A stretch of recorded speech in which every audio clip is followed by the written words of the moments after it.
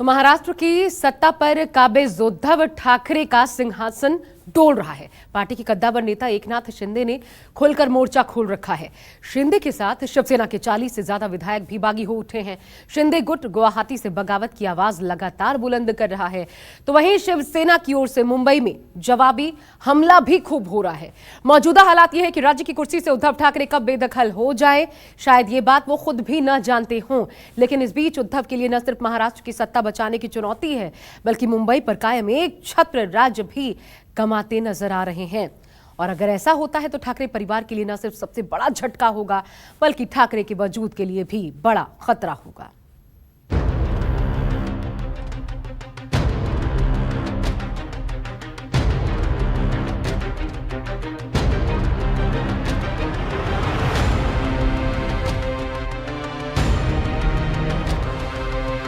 जहां से शिवसेना का सियासी वजूद खड़ा हुआ, जिस जगह से शिवसेना को खास पहचान मिली, पार्टी गठन के महज 5 साल में जहां सबसे बड़ी सफलता मिली, जिस किले पर ठाकरे परिवार का दशकों से दबदबा है, शिवसेना का वो किला भी ढहने के कगार पर आ पहुंचा है।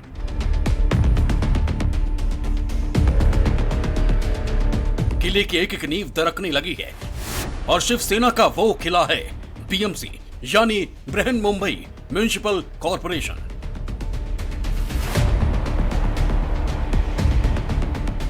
बीएमसी न सिर्फ महज एक म्युनिसिपल कॉरपोरेशन है, बल्कि मुंबई की आर्थिक और सियासी हालात सब कुछ इसी पर निर्भर करता है। पिछले 3 दशक से भी ज्यादा समय से इस पर शिवसेना का कब्जा है। महाराष्ट्र की सत्ता के बाद शिवसेना और ठाकरे परिवार का सबसे मजबूत गढ़ बीएमसी की कुर्सी भी खिसकने के हालात में आ पहुंची है।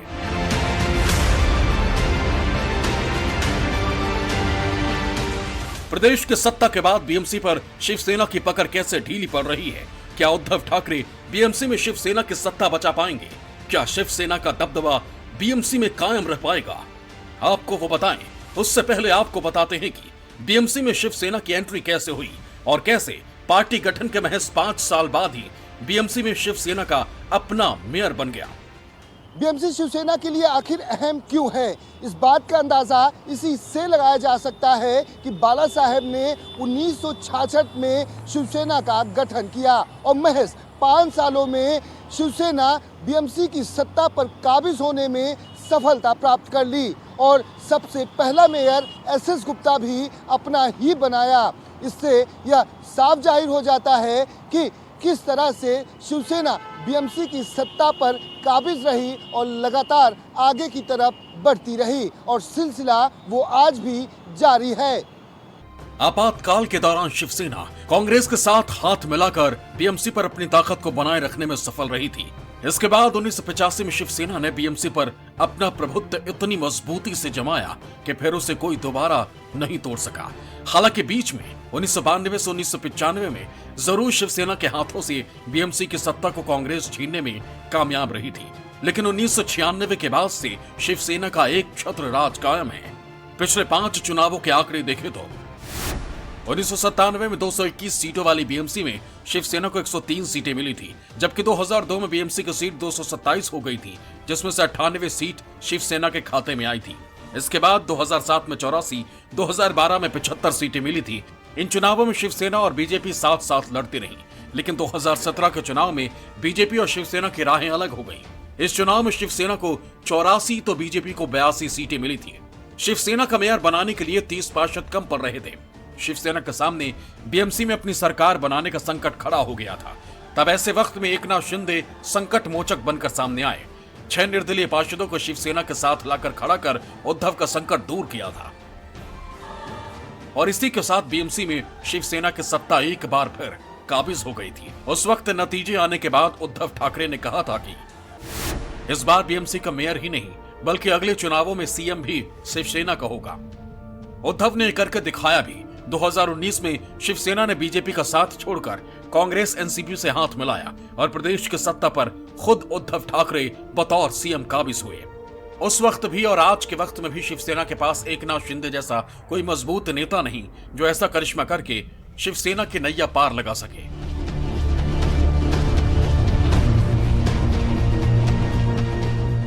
लेकिन इस बार तो तब के संकट मोचक ही उद्धव के लिए सबसे बड़ी चुनौती पेश कर रहे हैं। एकनाथ शिंदे की बगावत महाराष्ट्र में सियासी बवंडर खड़ा कर रखा है। शिंदे की बगावत से न सिर्फ उद्धव की कुर्सी हिली है, बल्कि बीएमसी में शिवसेना की नींव भी चरमराने लगी है। सूत्रों की माने तो शिवसेना के कई पार्षद और पूर्व पार्षद बागी एकनाथ शिंदे के संपर्क में हैं और एकनाथ शिंदे ने इनकी पूरी लिस्ट तैयार रखी है।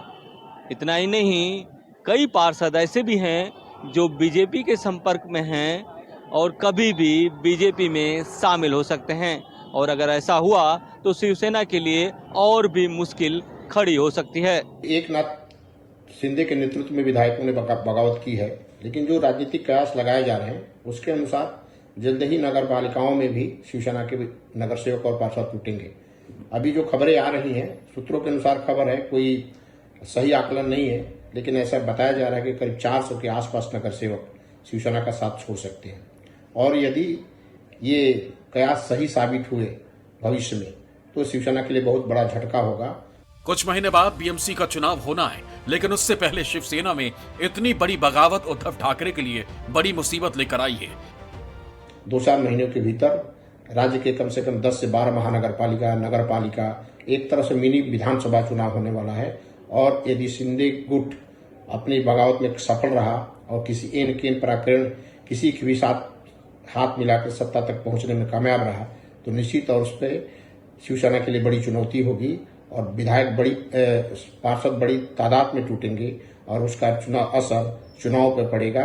और मुंबई महानगर पालिका जो शिवसेना के लिए एक प्रतिष्ठा की लड़ाई है और उस लड़ाई को जीतने के लिए उसको कड़ी चुनौती का सामना करना पड़ेगा।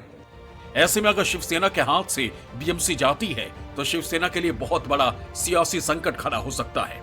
शिवसेना में कई बगावतें हुई, इस बगावतों में छोटे मोटे नेताओं का आना जाना लगा रहा, लेकिन ये 5वीं बार बड़ी बगावत है। छगन भुजबल ने अपने साथ 18 विधायकों को लेकर के शिवसेना तोड़ी थी। उसके बाद भी नारायण राणे आए, उसके बाद भी कई ऐसे लोग बाहर निकले जो राज ठाकरे ने बगावत की, लेकिन शिवसेना पर कोई फर्क नहीं पड़ा, शिवसेना वापस खड़ी हो गई। एकनाथ शिंदे ने करीब 40 विधायकों के साथ बाहर निकले हैं और ये शिवसेना को कमर तोड़ के रख दी है। राजनीतिक रूप से काफी नुकसान हुआ है और ये बात सही है कि इस बगावत का मुंबई महानगर पालिका पर बड़ा असर पड़ेगा। बीएमसी में शिवसेना का किस कदर दबदबा था, इसका अंदाजा इसी से लगाया जा सकता है कि महाराष्ट्र की सियासत में भले ही किसी भी पार्टी की तूती बोलती रही हो, सत्ता में भले ही कोई भी दल हो, लेकिन बीएमसी पर शिवसेना का ही राज कायम रहा। सूबे में कई बार कांग्रेस और एनसीपी की सरकार आई और गई, लेकिन शिवसेना के हाथों से बीएमसी को नहीं छीन सकी।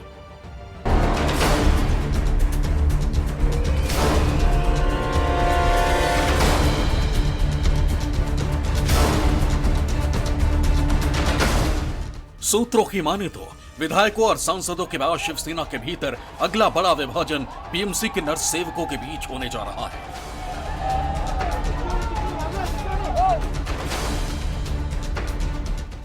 शिवसेना नेताओं का भी दावा है कि अक्टूबर-नवंबर में होने वाले बीएमसी चुनावों पर इसका असर पड़ेगा, जिससे पार्टी को और नुकसान हो सकता है।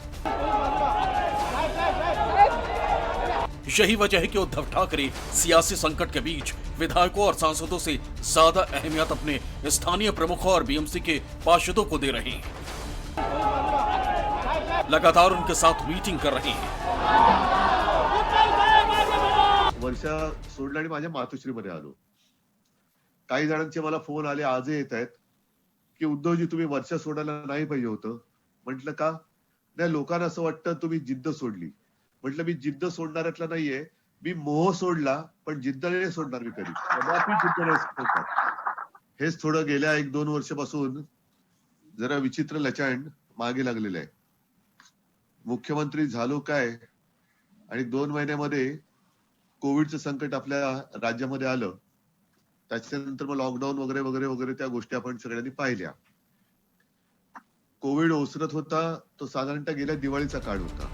दरअसल शिवसेना के लिए बीएमसी में एकनाथ शिंदे के अलावा 3 और चेहरे काफी अहम हैं। अनिल परब, यशवंत जाधव और राहुल शिवाले, तीनों। नमस्कार, मैं हूं मानक गुप्ता। अगर आपको हमारा ये वीडियो पसंद आया हो तो इसे लाइक और शेयर जरूर करें और हाँ, हमें सब्सक्राइब और फॉलो करना ना भूलें ताकि आप देश और दुनिया की कोई खबर मिस ना करें। तो जुड़े रहिए हमारे साथ और देखते रहिए News 24।